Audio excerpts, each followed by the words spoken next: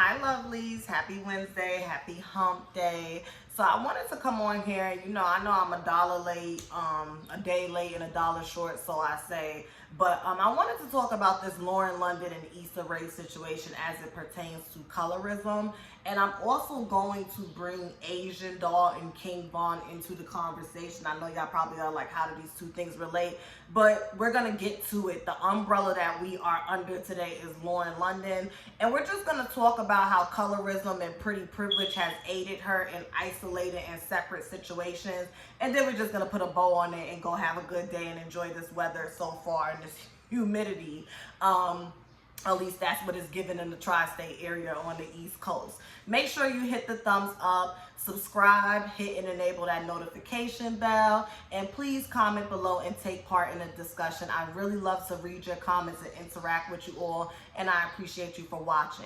So a few weeks ago, there was this story that broke that Lauren London and Issa Rae were at odds. And basically what happened is Issa Rae did like a novel, wrote a book, and she spoke about how when she bought Awkward Black Girl, which was, how do you say it, a YouTube series to HBO, which is now Insecure, they tried to remove her as the main character of her own show. This show was literally a play on, some experiences that Issa Rae has had in her real life, being an awkward black girl, growing up on the West Coast. And for whatever reason, somebody down at HBO, honey, thought it would be a good idea to bring Miss Dimples, Miss Pretty Light-Skinned Lauren London on the scene. Now, let's just stop right here. I like Lauren London as a public figure in the narrative that she perpetuates about her image, meaning that I like that she's a Sagittarius. We find common ground there. I like how she stays low-key. We don't really see or hear anything about her. She does very good at minding her business and going under the radar. And everybody loves them some Nunu from ATL. That was her breakout role. That's her staple role. Every actor and actress, comedian has that one role or stand-up comedy special or joke when you see them, you associate it with them.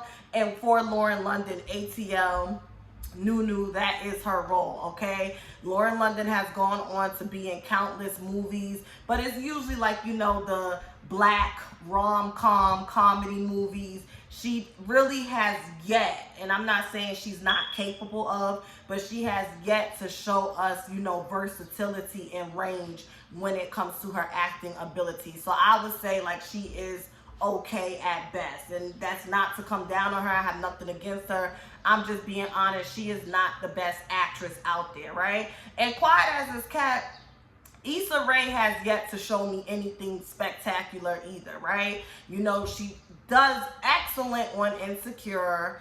I'm trying to figure out what other movies I've seen her in. I tried to watch The Photograph, but I didn't finish it because it was anticlimactic for me. You understand? So I just kind of lost interest halfway through. So Issa has yet to really show her range with acting. However, she has, gained massive success in other areas of entertainment and production. So I'm going to give her her things. And, Issa Rae was upset because her whole thing is like, this is so typical. I am a dark-skinned black woman in Hollywood in this whitewashed entertainment industry. And y'all are really trying to remove me from my show that is centered around my life and bring Lauren London in. So when she wrote her novel, she referred to Lauren London as, some rapper's baby mama or something like that. And here's the thing. Issa Rae had every right to be upset and be disappointed and feel slighted because we know this, unfortunately, racism, colorism, and classism runs rampant in this world, in this country. I do not agree with her referring to Lauren London as Lil Wayne's baby mother. And I think that's what really pissed Lauren London off. Because if I'm Lauren London and I'm known for being low-key, I'm not problematic or whatever the case may be, at least this is what we see, I would feel like, what the fuck did I do? You mad at me because a producer had an idea to put me in the show. We don't even know if they sent the script over to Lauren London. We don't even know if there was phone calls made to her agent. and then you're going to reduce me to someone's baby mother as if I don't have an identity and career of my own. So Lauren London had every right to be upset with Issa Rae, and I just think it's so cute because if I'm not mistaken, isn't Issa Rae a Capricorn in like real life? And then we know Lauren is a Sag, and you know Capricorns is about their money, and Capricorns can get real bitter when shit don't go their way, especially when it deals with money and business and things like that. They could get real nasty and bitter. So even though Issa Rae presents as, you know, somebody that's like, you know, your West Coast girl, home girl, okay, Issa, I'm not waiting for the other shoe to drop because I do like you, but I know there's some more shit to you. I know it is. So, and I have Capricorn in my first house, and I'm a Sagittarius stellium, so I get it. I got love for both sisters. So, you know, Nipsey Hussle ended up, and this is where we're going to segue into the other part of this video, right? Nipsey Hussle ends up playing the middleman between the two, and I guess him and Issa Rae had crossed paths, and he said, you know, you guys should have a conversation. And they ended up having a really lengthy conversation on the phone and figuring out that they're more alike than, you know, what people portray them to be. And maybe Lauren London is an awkward black girl. I can't, and you know, we always do this, right? This kind of reminds me of how they said Empire originally. Lucius Lyons was supposed to be Wesley Snipes. Cookie Lion was supposed to be Monique, and then Little Romeo and a few other people were supposed to fill in the gaps of other people. Like it actually was supposed to be a cast, allegedly. And I don't know if y'all remember when this story broke, like when Empire first came out. It was actually, I don't even want to say allegedly. I really think I remember correctly this being a story, and I'm gonna find the article when I get off of here, because that's how all of that Oprah Winfrey, Tyler Perry, Lee Daniels, and Monique stuff came to a bubble. The success of Empire, they was blowing the ratings out the water that first season. Like after each episode, it was okay. Fox, you know, Fox 5, Empire breaks this new rating, and they've been renewed for X amount more seasons. Like Empire was coming for everybody's wig back then, and it was such a breakout role for Tahiri. It was not anything that Taraji P. Henson had never done, but it was just like, okay, like it was a lot.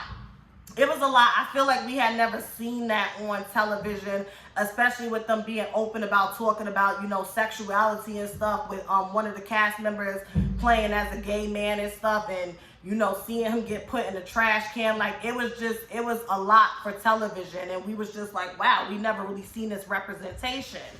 But yeah, like even in that scenario, allegedly the cast originally was supposed to be brown and dark-skinned black people. And what was the cast? It was Terrence Howard, Taraji P. Henson, Jussie Smollett, and you know, so on and so forth. Like it was a light-skinned cast, and then you had the girl from Precious, Gabrielle Cinnabelle, however you say her name. Speaking of Nipsey, getting into the second half of this video, the mother of his firstborn child, that being his daughter, his oldest, decided that not this Sunday that just passed, but the Sunday before that, she wanted to get on Instagram and let everybody know that she's the only one who held Nipsey Hussle down when nobody did. I don't know what brought it on. I don't know what's going on. But I found it interesting in the comments that for a change, the internet did not internet and automatically jump on her case in efforts to defend Lauren London. And they actually gave this woman some space and some grace and some empathy and compassion and said, listen, she had love for that man. Clearly he had love for her because he had a child with her. And allegedly, the folks still say that he was running back and forth between Lauren and this woman. The folks also say allegedly that Lauren and Nipsey were not even together when he at the time of his untimely death. And these things are not far-fetched. These things are not far-fetched. Now, what I will say is to the public, okay, to the public, earlier that month, because he got killed in March of 2019, Earlier that month in March of 2019, Lauren London and Nipsey Hussle had just did this whole rollout for the GQ magazine. That's the picture of her being in white and on the white horse with him standing with the white three-piece suit with the jacket over, and then her on the lawn in the pink. They just look so good. I love that photo shoot with the hose and them doing the 21 questions, you know, on GQ. When the couples come and they do the questions and ask each other questions to see how well they know each other. They had just did a big rollout, and it also, you know, Nipsey was coming off of the success of Victory Lap, which was his last studio album, and this was the first album that kind of put him, I don't want to say put him on the map, because I feel like if you were a fan of Nipsey, then you was a fan of him, kind of similar how I am with Dave East. But Nipsey had not yet gotten to that space where it's like you're going to see and hear his music whether you're a fan of him or not. You're going to see and hear his music whether you're checking for him or not. He was climbing. He was building momentum to that space, and then he was murdered, and then it just was what it was. You know, you're more, you know what they say, I don't agree, but you're more valuable or popular dead than alive, unfortunately, especially as it pertains to the entertainment industry. So I was talking to my homegirl, and she was basically saying, I feel like, you know, there's double standards and colorism is at play here. And I said, why? She said, because what is the difference between people saying that Lauren and Nipsey were not together at the time of his death, but running to her side to give her so much sympathy and condolences and support and virtual high fives and whatnot, versus doing the same, excuse me, versus doing the same for Asian Doll and King Von. Now, this is what I said, and I want to hear y'all opinions. Y'all do not have to agree with me, because I'm interested to see if there's other people that's thinking on this wavelength. I said, in my opinion, the difference between Lauren and Nipsey versus Asian Doll and King Von, for me, I didn't know who King Von was until he got killed. And that's honest to God truth. I don't keep tabs and stay on top of this drill, Chicago, pill popping, gang banging musical era. I listen to the music every now and then, and I don't even go and look for it. I'll be in the car with somebody, I'll be at somebody's house, it'll play if I just let a YouTube playlist play, and if I like it, I'll Shazam it, download it, and go about my business. But am I looking and waiting on Wednesdays and Fridays and Thursdays when new music drops, like, ooh, when Little Durk gonna put something out, or when Pooh shot? No, that's not my type of music, okay? I didn't know who King Von was, and when it comes to Asian Doll, I always knew she was a rapper, but anytime I seen headlines or seen her on the blogs, it was for some mess. It was for some back and forth mess. I don't have none of Asian Doll's music in my phone, okay? So when he died, the fact that I didn't know who he was, I didn't even know him and Asian Doll was a thing. Now, I empathize and sympathize with the young lady, because, you know, she went and got his face tattooed. She calls herself Queen Vaughn. And she truly was in love with him or invested in him. And yeah, they may not have been together, but, you know, that shit happens. You know, there's a few niggas that, you know, I don't fuck with, and God forbid if while we're in that space of, well, fuck you nigga, fuck you bitch too, he dies, I'm still gonna feel a way, because there's still a part of you that loved this person, that enjoyed this person, that liked this person. So I never personally had a problem with Asian Doll going up for King Von the way that she was. The only thing that I spoke about was, be careful of that tongue, the power of that tongue. And I spoke about this in my Little Durk video a few days ago. You on Twitter talking about the only niggas that could get next to you and that you want to be with gotta be killers and murderers, but you have to understand that that door swings both ways, and if you out here living by the gun, you gonna die by the gun too. There's a saying that says, and granted he got shot from the front, but there's a saying that says, like, if you get killed behind your back, that means to a degree you weren't living right. Like, if somebody comes up and gets you from behind in any type of form, or, you know, it catches you off guard, and you know you've been out in the streets or out in the world and you're not living right, and the chickens finally come home to roost, you know, it just is what it is. So I still felt bad for her. I just feel like Asian Doll is young. She's finding herself, as we all are. She's learning herself. and it will be interested to see, you know, the type of woman she evolves into, because I do feel like I don't see her cutting up as much on social media, and she is trying to mature, right? Do I think colorism plays a part in it? I don't think it's on the same level. Lauren London and Nipsey Hussle have been a public item since 2013. And even though they were low key and they never sensationalized their relationship or made money off of it, and the ironic thing is, I feel like Lauren London and Nipsey Hussle was heading to that arena. I really do. She was returning to acting with games people play on BET and other projects she has. And Nipsey was finally having his momentum, and them doing like the GQ thing. I really do think they was gearing up, Venus and Capricorn, that's Lauren London, I really do think they was gearing up to become a couple that is like they make money together. You know, people already like them because, you know, she's pretty. And that's another thing with like Nipsey's death being sensationalized. I don't care what nobody says. If that man was not with Lauren London, I do not think his death would have been sensationalized that much. I'm sorry, I don't. Nipsey Hussle, in my opinion, on a global scale, and this is just my opinion, y'all can check me in the comments, I don't think his presence and his public, you know, figure energy was big enough for him to receive the same response if Lauren London was not in the picture. I just feel like, and this is where the pretty privilege comes in, I feel like Lauren London has always been hyped up because she's a very beautiful woman. She got dimples, nice smile, she's light-skinned and whatnot. And the fact that she's unproblematic, she doesn't come across as a pretty girl that stink and thinks her shit don't stink. She minds her business. So people like that, because especially in this day and age when we're living in a time where people are very superficial, and, you know, it's like, you know, broke bitches and broke niggas can't get next to me and stuff like that. When you see somebody who has money, does well for themselves, they're pretty, whatever the case may be, and they're just minding their business, they're calm, cool, and collected, people like that. And then the fact that Nipsey and Lauren London stay low key in this type of era where everybody puts shit on the internet, it's appreciated. You know, they've had little things on the internet, but it was very far few in between. I just don't think that his death would have been sensationalized the way it was if Lauren London wasn't his girlfriend. Because I'm going to be honest, when I found out he got shot, the first thing I said, I was sitting on the phone with this girl I used to work with. The first thing I said is, oh my God, Lauren London. And the girl I was on the phone with is a die-hard Nipsey fan. And she literally said, Lauren London, I don't give a fuck about that bitch. I'm worried about Nipsey.